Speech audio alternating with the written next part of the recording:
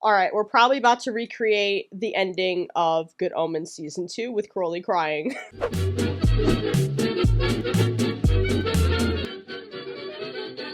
What's going on, guys? My name is Morgan, and welcome to or back to my channel. Today, we're reacting to something different. So, long story short, my friends and I did a fundraiser for the Trevor Project back in June, and I said if they got to the milestone of $6,000 or $7,000, I forget which it was, I would dress up as Crowley and do a reaction. I did one to DuckTales, but I also wanted to do one for something Good Omens related, so more Good Omens fans are likely to see it and see that I did do the dare. So I was like, what can I react to as a one-off thing for Crowley? And then I heard about a little song called Us. Now, I have a friend on Instagram that told me about this song and told me it's the same person that wrote Come With Me, which I love. I wish I had done a reaction to it, but for some reason I didn't. I just listened to it on my own free time. But hearing that there was a follow-up and that it is a song about season 2 and that it's from Crowley's point of view, I was like, this would be perfect to react to as Crowley because I'll probably cry and it'll just be like the cry Crowley really needs. The final 15 was rough on all of us, but especially Crowley. And I feel like if I had to dress up as Crowley for anything, this would probably be the best option. Of course, because it's a song, I'm going to probably have to pause a lot or cut a lot of it out. So if you want the full uncut video, that'll be available over on the Patreon.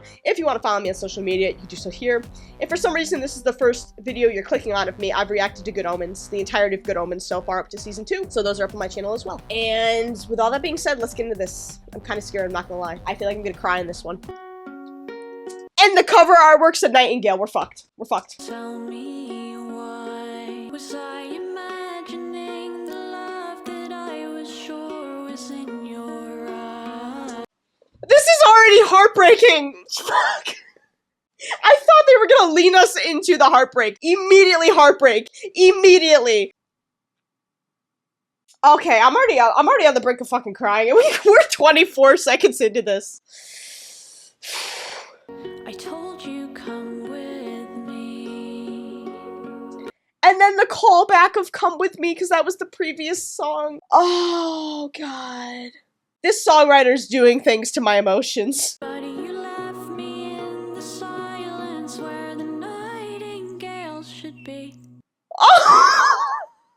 I didn't stand a chance, this song. I didn't stand a chance. It's so symbolic to them. Oh, fuck me, dude. God, it's painful to love you like I do. So, I really want to talk about all these lyrics, but I want to get through the initial reaction first. So I think what I'm going to do is I'm going to listen, and then at the end I will go back and I will talk about each stanza and verse, because there is such poetry in all these words that this artist is singing. And it's clearly getting to me because I'm already crying. We're a minute in.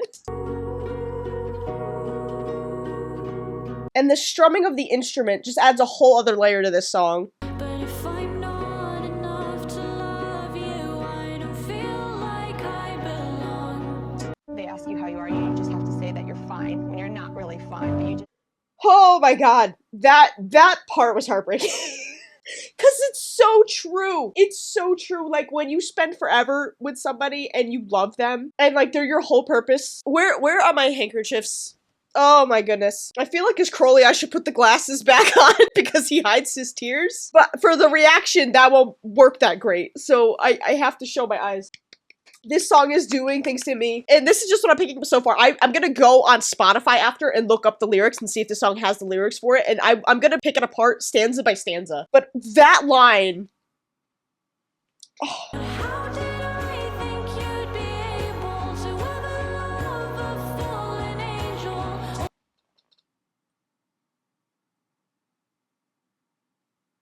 Oh, okay. I'm gonna send this artist my therapy bill, I swear to God. I thought because it's been months since I finished the finale, I wouldn't be this hurt by these lyrics, but it still lives rent-free in my head. It's safe to say, as a Good Omens fan, you're never over the divorce. You're never over it. It just haunts you. And from the angsty shit I've seen in this fandom, we're all still suffering regardless of how much time passes, and this song is bringing back all the pain so strongly. And it's so in character and seems like something Crowley would say, which makes it even more painful. It wouldn't be as painful if it was out of character or if it felt like it wouldn't be something Crowley would say or think. And I don't want you to forgive me. I'm only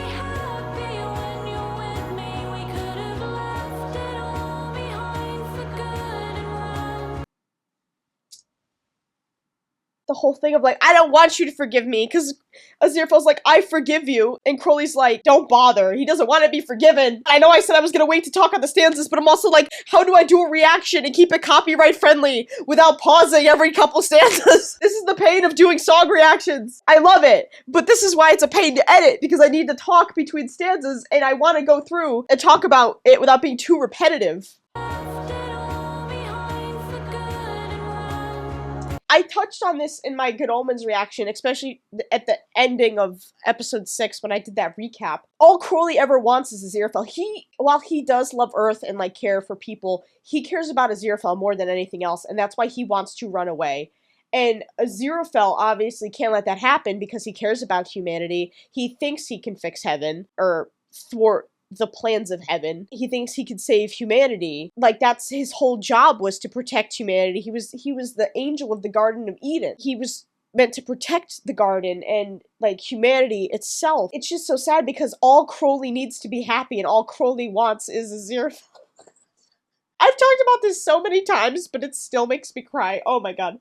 It's the whole tragedy of their love. Like, if they were somewhere like Gabriel and Beelzebub where they didn't care about Earth, it would be easier. Oh, not that we could have been us! I just stopped being hysterical. I just calmed down, and that, I can't even say anything because my shipping playlist of these two is called We Could Have Been Us, okay? I can't even give Chxrlotte, I believe that's how you say their name, shit for this because I labeled my playlist this. But oh, that hurt in this song, damn it.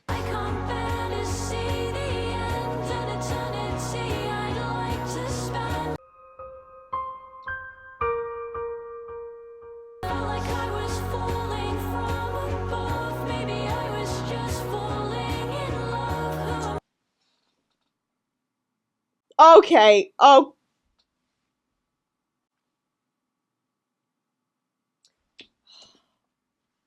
My tears are making my contacts flood and drift a little bit.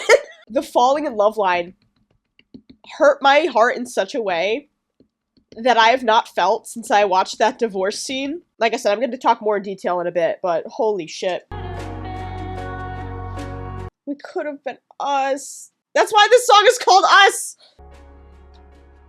That was a beautiful fucking song, okay? That was a beautiful song. It came from my emotions personally. Alright, let me look up this on Spotify. Alright, let's go stanza by stanza here. Was I imagining the love that I was sure was in your eyes?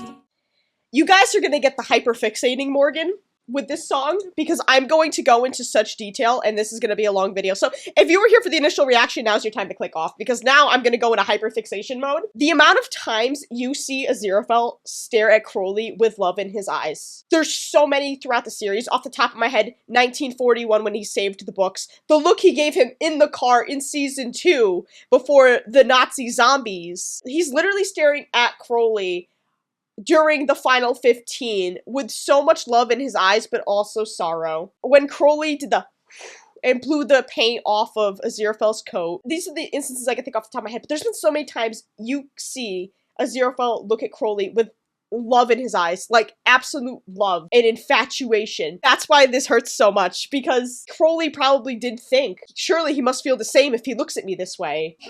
I told you come with me, but you left me in the silence where the nightingales should be.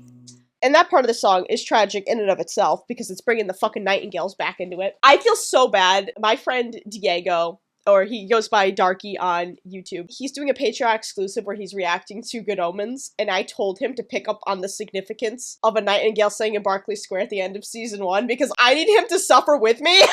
When the last couple lines are said in the divorce scene. I need him to understand the pain of no nightingales when David Tennant delivers that line. Anytime a nightingale is mentioned, you know, because that's the whole symbol of their love, especially because of the way they wrapped up season 1 with there were angels dining at the Ritz and a nightingale sang in Berkeley Square, where it was literally the two of them, a fallen angel and an angel, dining at the Ritz, and then it cuts to the nightingale. That's what really solidified it for me, was like, oh, this isn't just a song, this is about them. But tying the nightingales, and like saying that's where the nightingales should be, because if he just said yes, you know, Crowley thinks they would be happy, but he also doesn't realize they'd be running from heaven and hell their entire lives, and it's just, oh, it's so complicated with these two. Chxrlotte is such a fantastic songwriter. I've only listened to the 2 songs now, Come With Me and Us.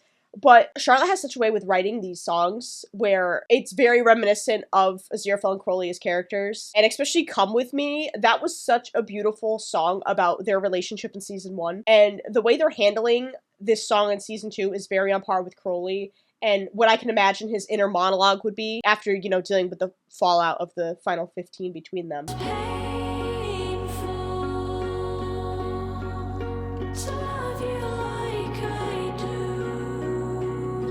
And the chorus being, Angel, God, it's painful to love you like I do. They've been around each other for 6,000 years and weren't able to act upon their feelings because they're on opposite sides. And even though they had their own side, you know, heaven and hell were still butting in, and there was their own things preventing them from being together. And just being around each other for 6,000 years and not being able to be together is just, I don't know why I like tragic couples, because they are tragic. They would work together so well if heaven and hell weren't involved. Like, if heaven and hell would have just left them alone and, like, not fucked with the earth and just let that, like, earth be and humanity be, they would be so happy together. And also, like, it's painful for Crowley to love, too, because that whole time he, as a demon, couldn't show love. Angels are allowed to show love. Demons can't show love.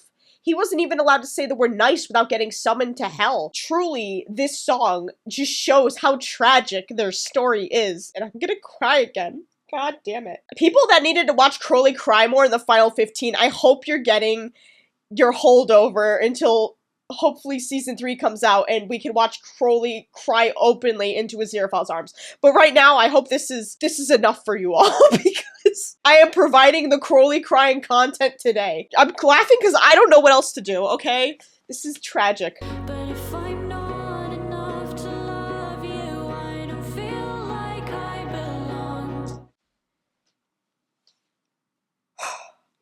Alright, that whole stanza in itself, painful, especially the final bit, but let's cover the first 3 lines first. I just wanted you, can you look me in the eyes and tell me this is what you want to do? Crowley had such a hard time believing that's what Aziraphale wanted, and that Aziraphale was just going to go along with this and go back to heaven. But again, the miscommunication and them not picking up on the subtleties that they were trying to convey to one another because they're so bad at miscommunication, again with, you know, Aziraphale wanting to be with Crowley, but wanting to either fix heaven or thwart heaven's plans. That's still up to interpretation or both. He did want to be with Crowley. He's like, we can be together as angels. But the fact that Crowley didn't want that, and that's what stopped them from being together, was the different things they want. While they both want the common thing of being together, there's such differing factors where Crowley wants to be together and run away together and leave humanity to deal with the fallout of heaven and hell's plans. Aziraphale wants them to go back to heaven and be angels and try and fix heaven or thwart heaven's plans for the second coming. The fact that neither of them are willing to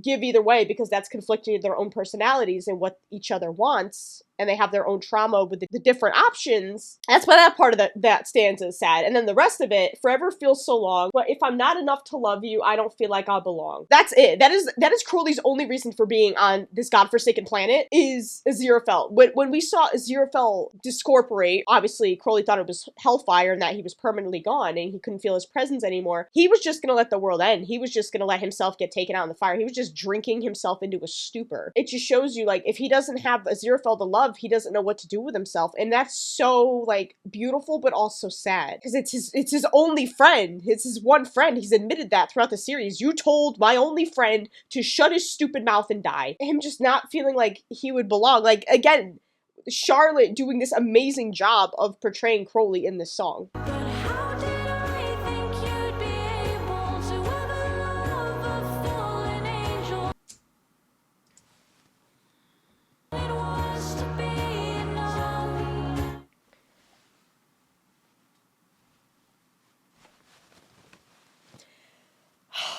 I think that might be the most painful part of that song to me. I talked about this in my Good Omens reaction. I don't remember when. It's been months.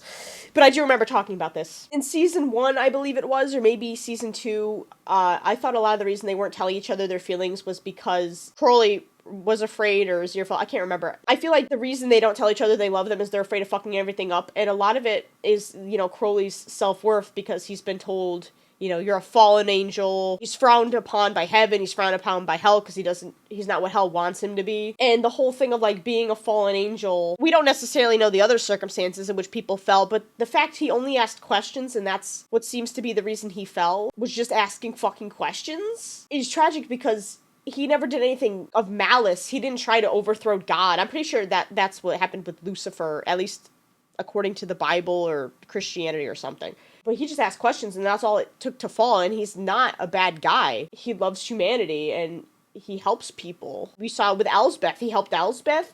He helped Job. It's just so tragic, that line, because I feel like he could have very well felt unworthy of Aziraphale's affections because he is a fallen angel, and he fears, you know, Aziraphale won't be able to love him because of that. You know, Aziraphale's brought it up a couple times, like how he fell and how they're different or they're not the same, especially in the beginning of episode 3 of season 1, or, you know, when he's like, we have nothing whatsoever in common, I don't even like you. But yeah, that's why that part's tragic. I'm sorry, I'm talking a lot, but this is, like I said, this is the hyperfixating. This is me needing to talk out why this song is painful, because some people can't pick up on media literacy these days, apparently. I'm only happy when you're with me. We could have left it all behind for good and well. Okay, I don't want you to forgive me. I think the whole reason Crowley said, don't bother when Aziraphale said, I forgive you, is because he doesn't want to be forgiven. He doesn't see him conveying his feelings for Aziraphale and kissing him as something that is needing to be forgiven. But Aziraphale probably saw it as him trying to tempt him, and that's why he's like, I forgive you. And also the whole thing of Crowley being like, I don't want to be forgiven. Not ever. You know, part of a demon's job description, unforgivable, that's what I am. It could also be that into play. That's when that line hurts. And then the, I'm only happy when you're with me, we could have left it all for good and run. Crowley just wanting nothing more than to be by Aziraphale's side and to have him safe and to protect him from heaven and hell and to get as far away from them as possible and just live their own lives where heaven and hell aren't interfering. But him not completely understanding that that's not likely going to be the case because they're going to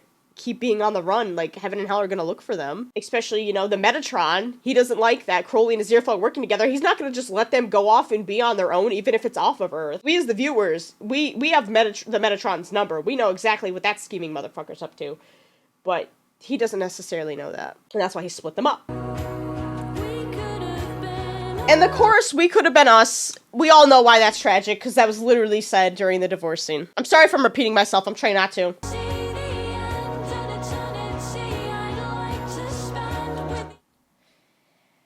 I can't bear to see the end. An eternity I'd like to spend. He literally said, and I would like to spend, and then can't finish it. This is like finishing that monologue he was having, where he was trying to convey to Aziraphale his feelings, but having difficulties doing it, and just not wanting to see the end of their relationship. It's so sad.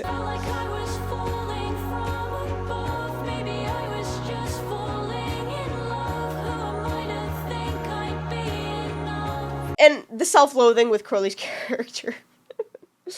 And those last 3 lines before, you know, the main chorus comes back. I felt like I was falling from above, but maybe I was just falling in love. I don't even know if I need to talk about that one. I feel like that was pretty self-explanatory. I feel like if I talk about it, I'm gonna cry again. Who am I to think I'd be enough? Again, him feeling unworthy, most likely, because Aziraphale harps over heaven, good, hell, bad, still. At least it's what he said in his, you know, divorce scene. Alright, well now that's over with, I'm just gonna add this to my We Could Have Been Us playlist, because I need this to cry to later. I apologize for how long this video probably ended up being. I told you the hyper was fixating. I could have talked for longer. I tried to keep it as short as possible. I could talk about these two for hours, if given the chance. I'm so annoying, but I cannot stop thinking about these two tragic little angel and demons. I can't. Oh my god. They consume my every waking thought, truly. They have not left my mind since I started this show in March, and I finished it in May, and even with these other shows I've started, I still can't stop thinking about them. All I read is Good Omens fanfiction. I need so many fix you don't even understand. Anyways, that was my reaction and my interpretation to the song Us by Chxrlotte. If Chxrlotte ever does see this, I doubt, but if for whatever reason they ever see this, I want to say fantastic songwriting. If season 3 does end up happening, fingers crossed it does, I think it will. I look forward to the song you write about them, because you truly have a way of encapsulating their relationships that is so canon compliant, absolutely in character, and you can see these characters saying these things. It is truly beautiful. And if you guys haven't checked out the other song, Come With Me, it's a very cute song.